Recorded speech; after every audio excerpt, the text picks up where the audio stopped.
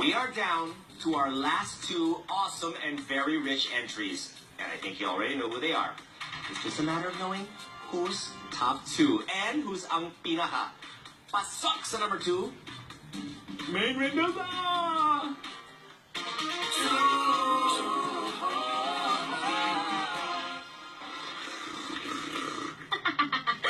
Less than a year ago, internet sensation and dub smash queen Maine Mendoza became Eat Bulaga's Yaya Dub, was paired to Alden Richards, and became one half of the phenomenal on-screen split-screen love team, Aldub. Phenomenal si Maine Mendoza. Nag-audition yan June of last year. Wala pang isang taon siya. And look at where she is right now. Ang galing how she personified herself, how she packaged herself in social media. And then, cute pa siya, di ba? And again, you know, she has this very endearing look that crosses all social classes. I mean, pwede siyang gawin yaya, pero actually, pwede rin siyang gawin super social, di ba? She's, you know, she can do all that stuff, you know, contortionist facial expression, so you can really make her do anything. It is the endorsement story of the year, of 2015 and 2016, no? Practically unknown, discovered. And that's the story of the Filipino, you know? May talent, na bata, na discover, ayun na, big stage. That's what the Filipinos see with Maine Mendoza. That's why she's working. The Aldub Love Team's popularity became so big and was unheard of in Philippine TV history. So, Maine Mendoza's face is literally everywhere. How did she do it? In less than a year, Maine got a whopping 29 commercial endorsements for a fast food chain. Alden, ikaw lang nadadating ka. Cleaning bleach, astringent, shampoo, sanitary napkin, and the list goes on. Diyos ko lang lipstick na, hindi ba naubos yung shade ng lipstick na yun of a certain brand? Yung kanyang pabango, Diyos ko naubos. Sabi ko, totoo ba yan? Tinanong ko doon sa ano, totoo ra. Nung first year yung shooting namin, sinasabi ko kay Maine, how do you feel about all this? Hindi ako natatakot ako kasi ang bilis. Pag mabilis, nakakatakot. Hindi pa rin ako makapaniwala. She's one half of a big love team. I think she's a stronger as an endorser. I mean, syempre, Maine is a girl, no? But I think Maine has a stronger following. I don't know if that's the real statistic. She has a broader appeal. What makes Maine an effective product endorser? Number one, maganda siya pero hindi siya gandang movie star. Yung ganda niya is ganda ng isang tunay na tao. And number two, yung ganda niya sa personality. She has a very striking personality. Number three is that hindi mo siya nag-a-artista para buhayin ng pamilya niya.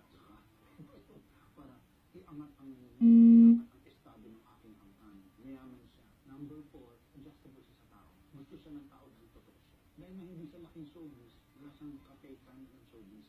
Saka number five, alam mo mapagkumbabay ang tao niya. She can adjust to everybody. She's like a chameleon. She can adapt to the audience. Kung kausap niya, if you interview her in a, you know, business talk show, she can talk the talk. If you want her to be kwela and to do patawa, to do comedy, she can do it. You know, she can pretty much do a lot of things with her character. Kung may sikat, pwede mo endorse it. No, that makes sense. That's logical. It's okay. But there is also the idea of longevity. Doon ako hindi pa sure. I love Maine Mendoza. I love Alden Richards as artista. And then now as endorser, I still have to see how long the bandwagon will last. Hindi siya play-fam. Hindi siya produkto ng marketing. She is a discovery. At alam ng tao, nagsisense ng tao na totoo ito. Hindi ito binilisan. Hindi ito diniscover at tinuruan. I see is what she really is. And that matters a lot in advertising. Honestly, you cannot fake that. Now, how long will it last? God knows. It's not only for her to determine, it's the people handling her.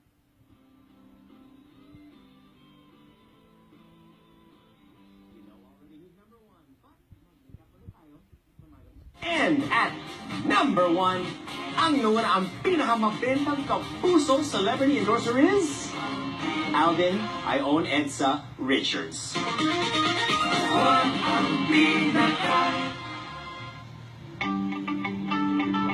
Alden has been in showbiz for a few years already, yet nothing prepared him for the superstardom that came his way last year via the Aldub phenomena. Aldub Nation!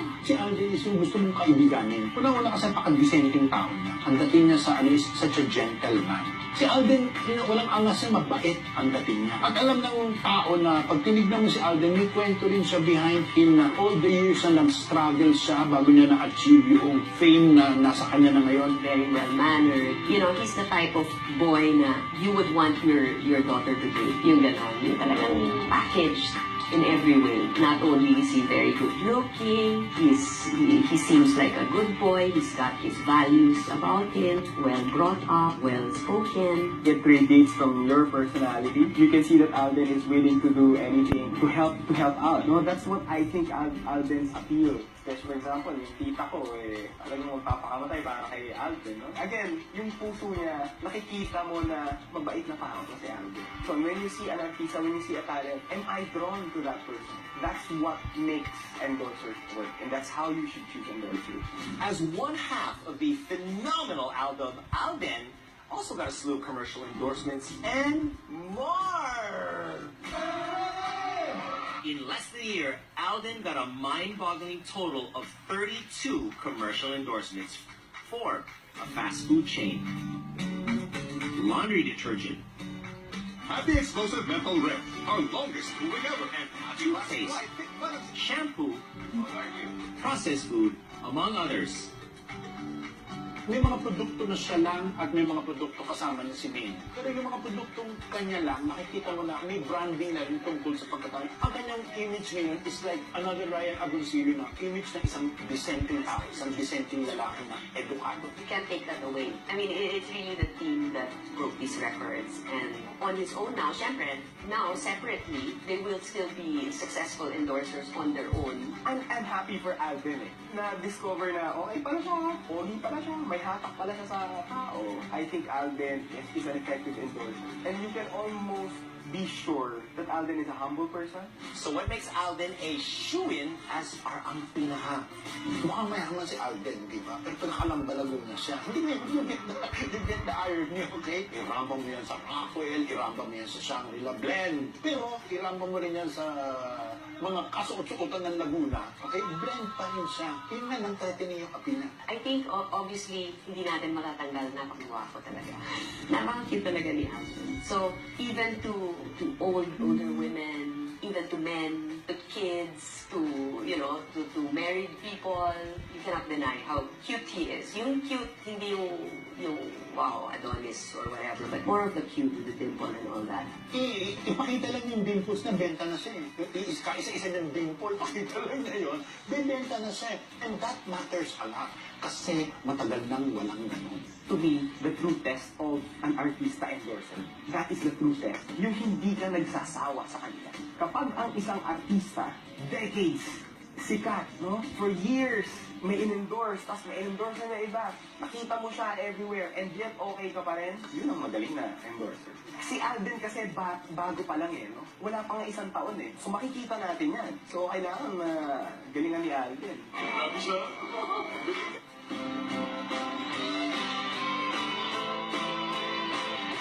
There you have it. Wow, what a list. Our top 10 ang pinaka mabentang kapuso celebrity endorsers. Many thanks, of course, to